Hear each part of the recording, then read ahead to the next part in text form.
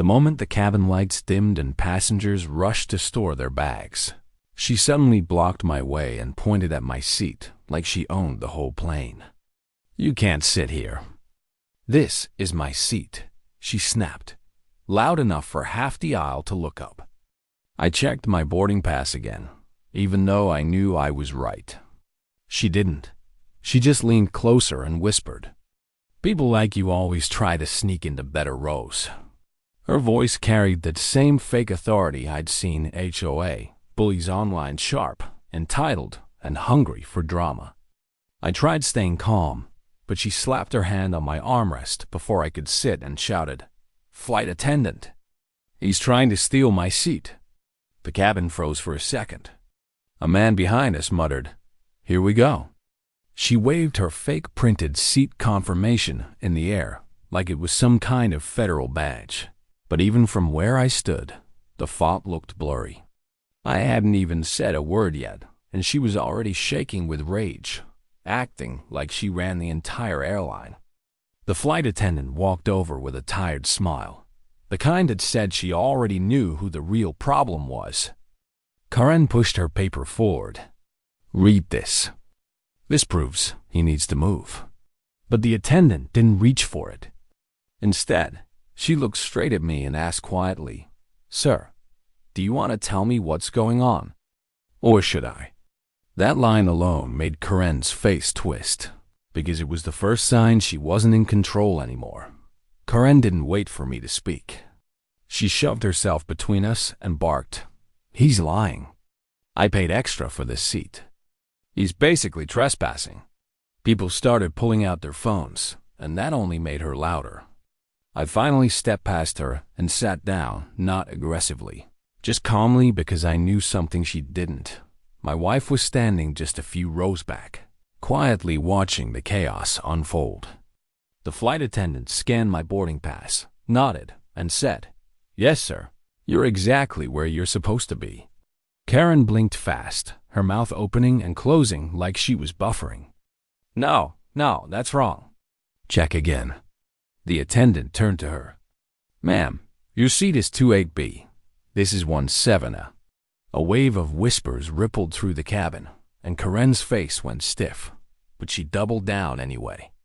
"No, I deserve this seat. I have medical issues." Someone snorted behind her. Another passenger whispered, "Yeah, an allergy to rules." The attendant kept her voice steady. "Ma'am, I need you to go to your assigned seat."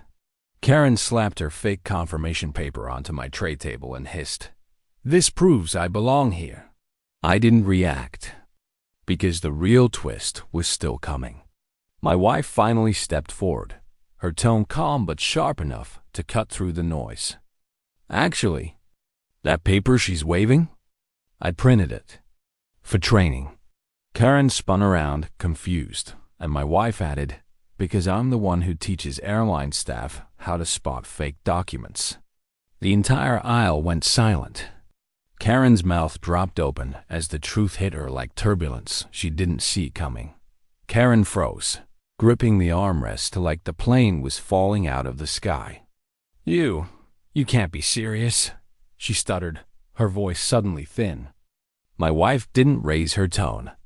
She didn't need to. "Ma'am, this is a common scam. People print fake seat upgrades and hope no one notices." The passengers leaned in, enjoying every second. Karen shook her head fast. "No, I didn't scam anything. That's my seat. I deserve it. I'm a priority passenger." The flight attendant crossed her arms. "Ma'am, your boarding pass says 28B. The only priority you have is to sit down before you delay the entire flight." A couple of passengers laughed, and Karen's face turned bright red. She grabbed her bag, but instead of leaving, she tried one more trick. She stepped close to me and snapped, "You probably manipulated the system. People like you find loopholes." Before I could answer, the flight attendant cut in sharply. "Ma'am, enough. One more insult and you're off this aircraft." That line hit her harder than anything. She tried to smile like she could charm her way out. No, look. Maybe we can just switch seats? My wife lifted an eyebrow. Why would he switch? He paid for this seat. You didn't. Karen's eyes darted between us, as if searching for a lifeline, and then she whispered the biggest mistake she could have made. Fine. If you won't move, I'll make a report. I'll tell the captain you threatened me. The whole cabin gasped. She thought she'd just played her trump card. But all she did was open the door for the next twist she had no idea was coming. The moment she said those words, the flight attendant's smile disappeared. Not angry, just cold. The kind of calm that only shows up right before serious trouble. You're going to report what, exactly? She asked. Karen lifted her chin. That he threatened me. That he tried to take my seat by force. The captain will believe me. A few passengers whispered, "She's done," but Karen didn't hear them. She was too busy building her lie.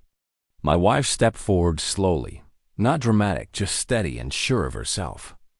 "Ma'am," she said softly, "you should think very carefully before you accuse someone of making a threat on a federal aircraft." Karen rolled her eyes like she wasn't scared at all. "Oh, please, you're not law enforcement. You can't scare me." My wife sighed, almost sadly. "Actually, I can," Karen frowned. "What's that supposed to mean?" My wife reached into her bag and pulled out her ID, quiet, controlled, no flexing. She handed it to the flight attendant, who glanced at it. And her entire posture changed instantly. Respect, recognition, relief. The attendant whispered, "Ma'am, should we proceed with protocol?" Karen's eyes widened. "Protocol? What protocol?" "She's bluffing." My wife took the ID back and said, "I'm Federal Air Security, and I also happen to be on duty." The entire row went silent. Even the engine hum felt quieter. Karen stumbled back a step, gripping her fake paper like a shield. No, you're lying. This isn't fair." My wife looked her in the eyes. Making a false report against a passenger, especially on a flight, is a federal offense. And you just said it loud enough for half the cabin to hear. Karen's lips trembled. The passengers stared at her like she'd finally been unmasked. And then the flight attendant leaned forward and delivered the line that shut her down completely. "Ma'am, you're not choosing a seat anymore. You're choosing between sitting down quietly or being escorted off this plane by airport security." Karen's breathing turned shaky as she realized her little power game had just turned into something she couldn't control. And the next twist was still waiting for her. Karen's hands shook as she looked around, hoping anyone would back her up. But the same passengers she tried to impress were now recording her, shaking their heads, waiting for the final crash of her attitude. She tried one last weak smile. Maybe we can forget this? I was just confused." My wife didn't insult her, didn't raise her voice. She simply nodded to the attendant. "She needs to be checked before takeoff. Standard procedure." Karen panicked. "No, I'm not leaving this seat. This is ridiculous." But the flight attendant had already called it in. 2 airport security officers appeared at the front of the plane, walking down the aisle with calm authority. The kind that didn't argue, they acted. "Ma'am," one of them said, "please gather your belongings. We need to speak with you outside." Karen clung to the armrest. "You don't get it. She tricked me. She set me up." My wife shook her head slowly. "No, you set yourself up." The officer gently lifted Karen's bag from the overhead bin. That ended it. She finally stood, trembling with a mix of anger and humiliation as the entire cabin watched her walk out, her fake paper dangling uselessly from her hand. When she reached the aisle, a passenger muttered, "Next time, pick the right fight."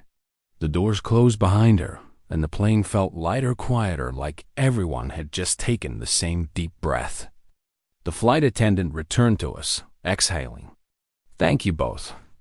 People like her, they think flying is a stage, and everyone else is the audience." My wife smiled softly. She just needed someone to tell her the show is over. As the plane finally took off, I glanced at my wife, a calm powerhouse who didn't need to brag or shout to shut down chaos. And I whispered, "You know, you didn't have to reveal your ID that fast." She smirked. "I didn't." I raised a brow. "Then why?" "Because I wanted the pilot to know you're with me. They bump people like us to the safest section when things get ugly." I blinked. "Wait, you saying—" "Yes," she said, fastening her seatbelt. "We're getting upgraded midair." 5 minutes later, a different attendant approached. "Sir? Ma'am? The captain would like you to move to first class. Says he appreciates what you did." As we stood to move, the passengers cheered softly, not loud, not mocking. Just as satisfied. Justice served, peace restored, flight saved. And as we settled into our new seats, my wife whispered with a tiny grin, "Next time someone tries to steal your seat, let me handle the turbulence." The plane climbed higher, leaving Corinne on the ground, and the rest of us flying in peace.